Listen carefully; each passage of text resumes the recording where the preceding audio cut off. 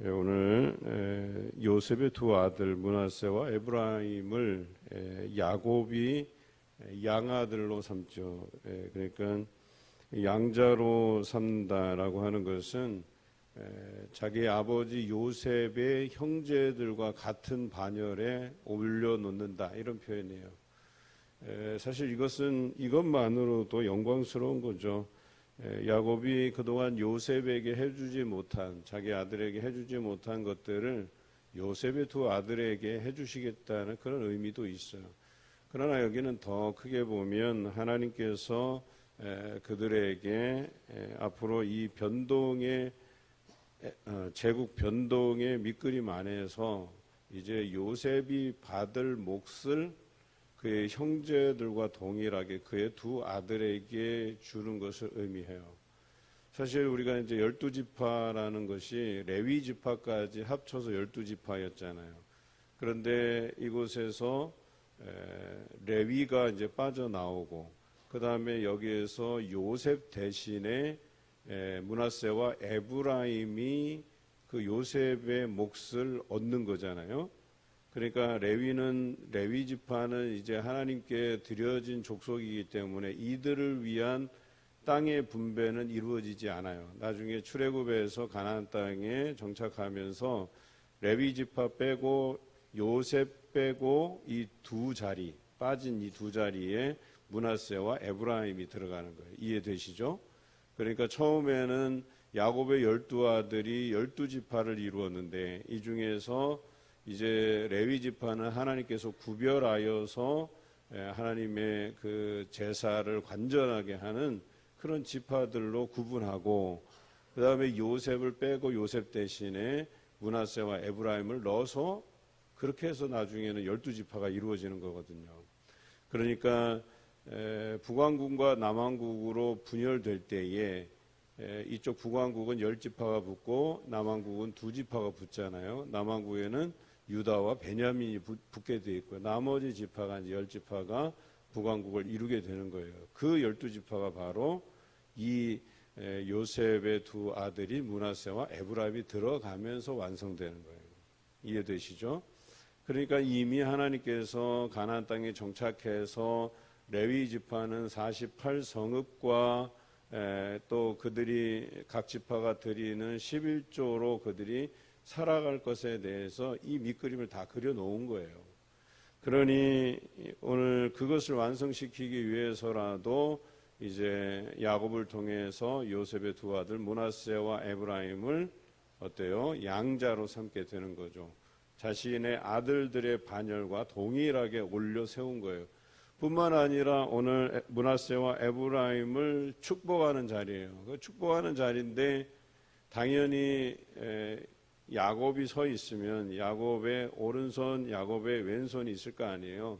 그러면 요셉이 이 오른손의 설자, 왼손의 설자를 이렇게 나란히 내보낼 거 아니에요. 그러면 당연히 오른손으로 축복을 받아야 될 큰아들 므낫세를 보내고 왼쪽에는 에브라임을 보냈을 거 아니에요. 그러나 야곱은 이들이 앞에 왔을 때 두 손을 이렇게 엇갈려서 머리에 얹습니다. 사실 이것은 고대 근동의 풍습에는 어긋나는 거예요. 보통 고대 근동의 풍습은 자신의 아들들에게 축복할 때는 오른손이 장자를 향하여 있게 해야 되는데, 왜 그 손을 올려놨을까라고 질문할 수 있겠죠. 이것이 다 야곱을 통해서 하나님께서 주신 생각이었다라고 하는 것이죠. 뿐만 아니라 야곱의 인생을 생각하면 형 에서가 받아야 될 장자의 축복을 동생인 야곱이 가진 것 아니겠어요? 그런 의미에서도 이 손을 어긋한 것은 의미가 분명히 있다. 하나님께서 그렇게 하도록 하신 것이지만, 자신에게는 뭐예요? 그 자신이 고통받았던 그 세월들에 대한 보상이라고 생각한 것이죠. 분명히 아버지가 자신에게 축복했는데도 불구하고 형에게 쫓겨나서 타국에서 오랫동안 생활했던 것 아니겠어요? 그리고 라반에게서 여러 번 속임도 당하고 그렇게 해서 자신이 그렇게 하나님께서 자신을 어때요? 창성케 한 거 아니에요? 번성케 한 거 아니에요? 그래서 잘 되게 하셔서 형 에서와 다시 화해하게 된 이 장면들을 보면 하나님께서 분명히 뜻이 계셔서 야곱에게 축복하게 하신 그것을 오늘 이 사건을 통해서 다시 한번 정당화한 것이고 또 야곱의 그 어려웠던 그 인생길 당연히 장자의 축복권을 누리면서 살아야 되지만 그렇지 못한 세월들을 보상하는 측면에서도 의미가 있다. 그래서 손을 어긋 올리고 반대로 므낫세를 왼손에 에브라임은 오른손에 이렇게 축복하는 장면이 나오는 거죠. 그런데 분명히 묻습니다. 요셉이 그것을 보고 오늘 보니까 17절에 요셉이 그 아버지가 오른손을 에브라임의 머리에 얹은 것을 보고 기뻐하지 아니하여 그랬어요. 이 기뻐하지 아니하다라는 히브리어 단어가 에라라는 단어인데요. 이 에라는 여기서는 이렇게 순하게 기뻐하지 않다 이렇게 나오지만 원래 히브리어의 뜻은 악하게 생각하다, 악한 것으로 여기다 이런 뜻이에요. 기분 나쁘게 여기다 이런 뜻이에요. 기분 나쁘게. 그러니까 아주 이 원래는 기뻐하지 않다, 좀 석연치 않다 뭐 이런 정도가 아니라 대단히 불쾌하고 저거는 정말 해서는 안 되는 악한 일로 생각했다 이런 표현이에요. 그래서 가서 아버지 손을 다시 정상적으로 이렇게 바꾸어 놓으려 하니 요셉이 그런 요셉의 그런 마음을 알고 야곱이 이렇게 이야기합니다. 먼저 이제 요셉이 그러죠. 그의 아버지에게 이르되 아버지여 그리 마옵소서 이는 장자이니 오른손을 그의 머리에 얹으소서 하였으나 그러나 야곱은 어떻게 반항합니까?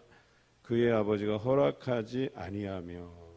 그러니까 요셉이 혹시 아버지가 좀 나이가 많이 들어서 그러니까 속된 말로 노망이 들어서 저러시나 그것을 바로잡으려고 하는데 야곱이 허락하지 아니하고 나도 안다 내 아들아 나도 안다. 두 번씩이나 반복해서 이렇게 얘기해요.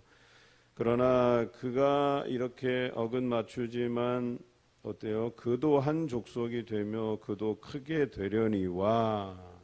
그러니까 이 므낫세를 향한 이야기예요. 첫째가 이렇게 어긋 맞추더라도 그래서 이 므낫세가 그런 어긋 맞춤에 대한 손해보는 인생은 아니라는 거예요. 그도 한 민족을 이루고 크게 되겠지만 하나님께서 자신에게 주신 생각은 아우가 그보다 큰 자가 되고 그의 자손이 여러 민족을 이룰 것이라고 하는 여기에 대해서 선언을 하게 돼요. 그래서 에브라임이 우리가 뭐 찬양 부를 때 창성케 되리라 에브라임 뭐 이렇게 부르잖아요. 그러니까 이 에브라임을 통해서 큰 민족을 이루시겠다고 하는 하나님의 뜻이 담겨져 있어요. 이렇게 볼 때 하나님께서 앞서서 우리가 38장에서 묵상한 유다를 통해서 그 대를 끊지 아니하고 이어가게 하시고 또 유다를 하나님께로부터 떠난 인생을 다시 돌이키게 해서 그의 생각을 바꿔서 형들을 대신하고 베냐민을 대신하고 또 형제들을 이끌 만한 리더십을 유다에게 주신 것과 그리고 요셉의 아들 에브라임을 이렇게 손을 어긋 맞춰서라도 그를 축복하여서 여러 민족을 이룰 것이다. 창성케 되리라. 이렇게 축복한 것은 의미가 있었다는 거예요. 앞으로 출애굽 역사를 우리가 계속해서 읽어보면 가장 앞서서 굳은 일을 한 두 지파를 대라고 하면 에브라임, 유다예요.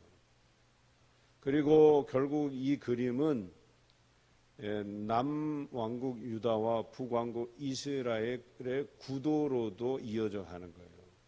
그래서 에브라임을 중심으로 하는 그 지파들 여러 10지파가 뭉치고 유다를 중심으로 해서 두 지파 베냐민과 함께 남왕국 유다를 이루게 되는 이 구도로 흘러가게 되는 거예요. 그러니까 얼마나 에브라임이 강한 지파이고 유다가 강한 지파인지가 여기를 통해서도 드러나는 거예요. 그것도 다 하나님의 큰 그림 안에 있다라고 하는 것이죠. 그래서 그날에 그들에게 그와 같이 축복하여 이스라엘이 너로 말미암아 축복하기를 하나님이 내게 에브라임 같고 므낫세 같게 하시리라 하며 에브라임은 므낫세보다 앞세웠더라. 이렇게 결론적으로 기록하고 있습니다.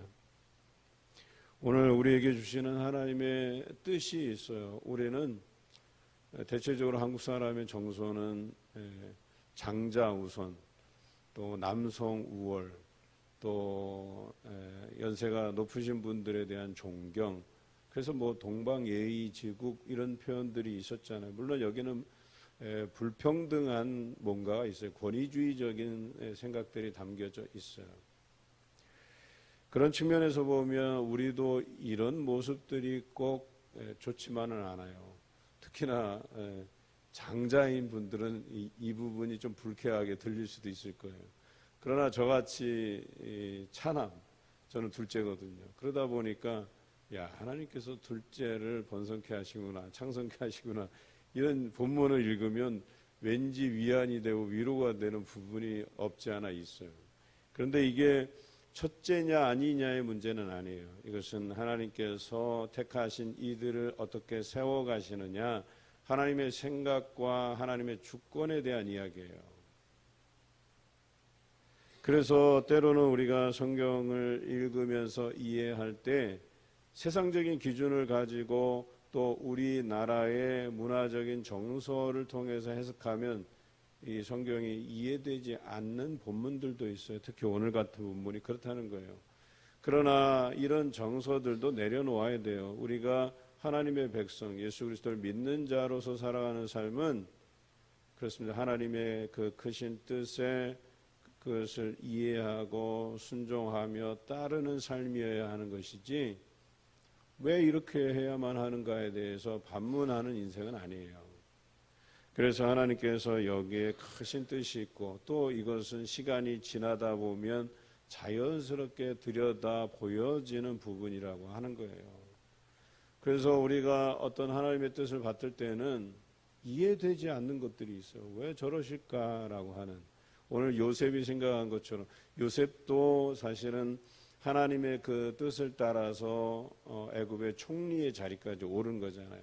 그에게 지혜를 주신 거잖아요. 그러나 야곱의 이 행동을, 그리고 이것이 하나님의 제국 변동의 밑그림이면서 앞으로 변화할 조직에 대한 그런 준비로서 되어진 것인데, 그것까지 내다보는 해안이 없었던 거예요. 그냥 단순히 이 사건에서 므낫세와 에브라임이라고 하는, 장자와 차남이라고 하는 이 차이만을 가지고 그것을 판단하려 했던 거예요. 그럼 어때요? 요셉이라는 인물은 대단한 인물로 우리가 지금까지 해석해 왔고 참 믿음 좋다 했는데, 여기 와서는 또 하나님의 그 뜻을 헤아리지 못하는 근시안적인 모습들을 보게 돼요. 사람이라는 게 다 이래요. 언제는 하나님께서 주시는 믿음 안에서 열정 안에서 산다 하지만 언제는 그 해안이 부족해서 하나님의 뜻을 거역하거나 거스르게 되기도 한다라고 하는 것이죠. 하지만 이렇게 야곱이 했을 때에 요셉이 끝까지 말리려 하고 반대하고 하지 않았다는 거예요. 여기 야곱을 통해서 하나님께서 뭔가 이루시려고 하는 뜻이 계시는구나라고 인정했기 때문에 이제 그대로 손을 어긋 올려서 축복한 장면이 나오는 거죠. 그러나 여기 21절에 더 중요한 고백이 나옵니다. 이스라엘이 요셉에게 또 이르되 나는 주구나 하나님이 너희와 함께 계시사 너희를 인도하여 너희 조상의 땅으로 돌아가게 하시려니와. 이게 중요한 고백이에요. 야곱은 하나님께서 앞으로 세우실 계획에 대한 부분을 이해했던 거예요. 여기에서 큰 민족을 이루지만 앞으로 이 땅을 나가는 날이 오리라고 이야기한 거예요. 그때에 어때요? 이 부분을 그의 자손들이 잊지 않기를 바라고 있었던 거예요. 그리고 이 이야기를 여기서 요셉이 듣게 돼요. 그리고 요셉이 이 이후의 장면에 보면 자신이 죽을 때 여기다가 장사를 지내지만 이 민족이 나아갈 때 자기 뼈를 회수해서 가나안 땅, 약속의 땅으로 가져가라고 유언을 남겨요. 야곱의 장례식은 죽고 나서 그를 가나안 땅으로 가서 묻게 되거든요. 이게 되게 중요한 장면이에요. 야곱의 장례식은 그 경로를 보면 앞으로 그들이 출애굽해서 가나안 땅으로 들어가게 되는 바로 그 경로가 돼요. 그러니까 출애굽의 예행 연습이 되는 거예요. 그러니까 이미 하나님께서는 야곱의 죽음을 통해서 그의 장례식을 통해서 출애굽의 예행 연습도 이루시고 또 이 민족이 여기에서만 살 것이 아니고 약속의 땅을 향하여서 갈 것이라고 야곱에게 이야기하고 야곱이 또 얘기한 것을 요셉이 듣고 요셉도 죽기 전에 자신이 여기 묻히지만 나중에 이 땅을 떠날 때에는 자기 뼈를 회수해서 가나안 땅에 묻어달라고 이야기하는 겁니다. 이 모든 것이 하나님의 계획 안에 있었다는 거예요. 오늘 우리도 우리의 생각으로는 마땅하지 않은 것 같아도 하나님의 뜻인 줄로 알고 순종할 때 하나님께서 그리신 그 큰 그림들을 수용하고 그래서 세월이 흐른 후에 그 판단이 옳았구나 하는 그런 지혜와 해안을 가지시는 여러분 되시길 주님의 이름으로 기원합니다.